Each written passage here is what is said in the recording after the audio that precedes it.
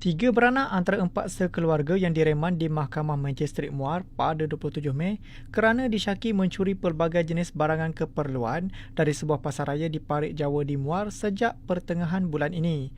Mereka ialah wanita berstatus ibu berusia 52 tahun, dua anak mereka masing-masing lelaki dan perempuan berusia 33 serta 27 tahun, selain adik lelaki kepada wanita itu berusia 43 tahun. Magistrate Fatin Dalilah Khalid mengeluarkan perintah reman 4 hari bermula Selasa hingga Jumaat ini bagi membolehkan polis menjalankan siasatan mengikut Seksyen 380 Kanun Kesiasaan. Hasil siasatan mendapati mereka datang ke pasaraya terbabit dengan berpura-pura membeli barangan sebelum dibawa ke kaunter yang dijaga oleh salah seorang anak suspek untuk bayaran. Bagaimanapun, kejadian itu terbongkar selepas pengurusan membuat semakan melalui kamera litar tertutup CCTV yang dipasang di premis terbabit.